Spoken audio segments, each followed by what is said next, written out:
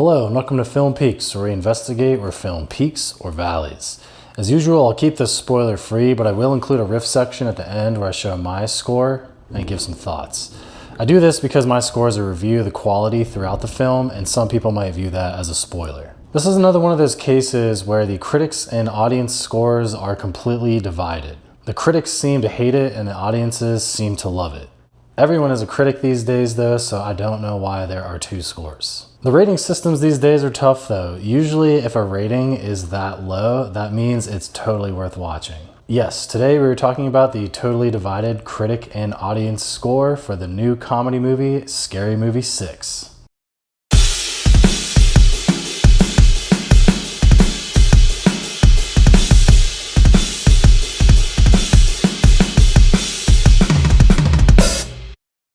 Now, last month might go down as the best month for horror movies ever, at least for a long time. I'm hoping that this month could be one of the best for comedy movies, with Scary Movie starting us off right at the beginning and the Jackass movie coming out later on. Anyways, let's dig in. Now, if you're old enough, chances are the original Scary Movies will definitely hold some core memories for you. These are some of the most quotable comedy movies ever made. And the original Scary Movie or two are two of the most funny parody movies also ever made. It's no surprise that with all the nostalgia grabs out there that Hollywood finally got their grasp on this franchise as well. And there's been enough time in between Scary Movie 5 and now that I guess it's time. Which is why Scary Movie 6 actually had a lot of pressure on it. This isn't just another sequel. This is the Wayans brothers coming back for the first time since Scary Movie 2, which they do call out. Anna Faris is back, Regina Hall is back, the new Wayans nephew I think did a pretty good job as well. Now here's what I think is dividing those critic and audience scores. They do joke about subjects that you're either going to be okay with or not. This includes gay and trans people and politics. And personally, I'm in the camp that thinks that comedy should be able to make fun of anyone and anything. It's a joke. It's not there to offend. It's just there for laughs. It even says on the poster, all lines will be crossed. So if you don't want to watch it, you got plenty of other options at this point. The setup here is pretty simple. You know, again, 26 years after surviving yet another ghost face killer, Anna Faris and Brenda and the Wayans brothers get caught up in another kerfuffle of trying to survive a ghost face killer. And in this, they basically take aim at every horror movie trope for the past decade or more. And when I say every single movie trope here, I mean every single scene in this movie or even character or even some of the dialogue is a parody of something. And they really do fire shots like at everything. Most of this movie you'll be watching and you'll just be like, oh, I get that reference. Oh, there's that reference. It's almost like Jonah Hill in Superbad being like, sick reference though, bro. Oh, thanks, bud. Dude, your references are out of control. Everyone knows that. But I am so glad that they gave out a shout out to It Follows. That's one of my favorite horror movies. But that's just one of many. Like even some of the dialogue is there specifically just to call out another horror movie title. Like for example, like one character might say, talk to me. But for example, Cindy is the old Jamie Lee Curtis from the newer Halloween movies. Brenda is Ma from Ma. Seeing Anna Faris and Regina Hall again together, it feels right. Regina Hall especially continues to be just an absolute weapon.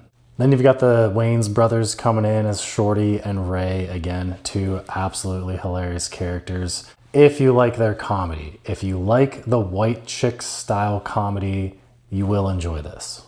The movie gets a lot better when it's the four characters hanging out. It's kind of like some old friends hanging out together again. Out of the kid characters though, I think Cindy's daughter was my least favorite. Pretty much every scene of hers, it's just her making these exaggerated faces and being more obnoxious than funny. Now, one thing I do appreciate about this movie is they do kind of tap into how horror has changed over the years. Back when the original Scary Movies came out, there were a lot of slashers.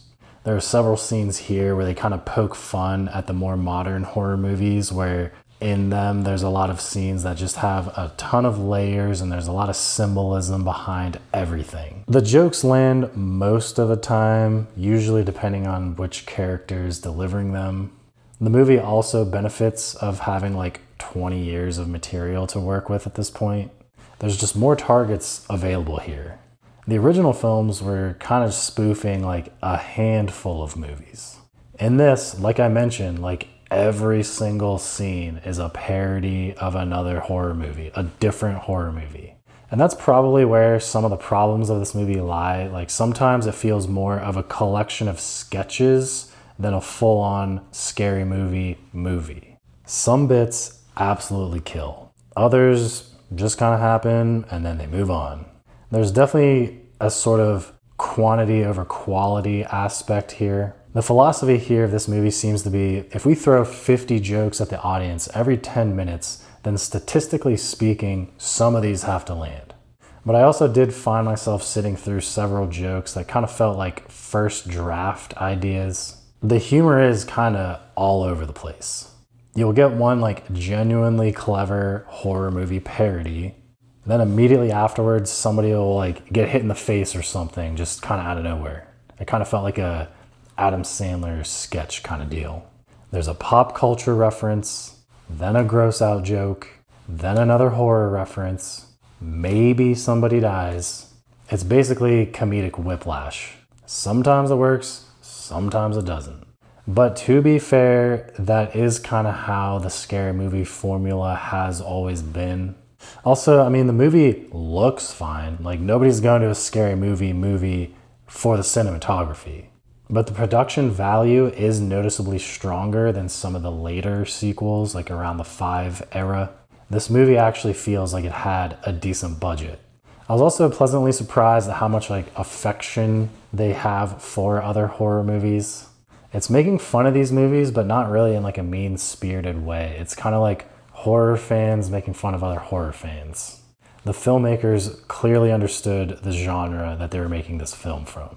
However, it is not all horror parodies. Like they even toss in stuff like John Wick. And you know, comedy is strange. Like you can analyze the structure and the writing all day long, but at the end of the day, if people are laughing, then it's doing its job. In my theater, at least, people were laughing a lot. Maybe not at everything, but enough. It felt like the franchise remembered what made it fun in the first place. Now, is Scary Movie 6 going to convert somebody who does not like parody films? Absolutely not. If you've never liked this style of comedy, this will definitely not change your mind. You also have to be okay with plots that do not make sense and are paper thin. Like it's literally just Ghostface is back and our main characters have to survive. But you know, if you grew up with these movies and you've been waiting like 20 years to see the gang get back together again, you're definitely gonna have a good time. I think there's a decent chance that you'll be walking away smiling. Anyways, I'll call it here before we move over to the riff section. So if this is your jumping off point, thank you for making it this far. Let me know what you think down in the comments below or on the Film Peaks app, free on iOS and on Android. We move on. All right, we've made it to the riff section. This is your last chance before I show my score and give any sort of spoilers. Okay, so this is what I thought of the movie. I am a fan of the scary movies. Not the adventure movie or the date movie or any of the other ones though. It's not a theater requirement, but I do think that it is worth watching.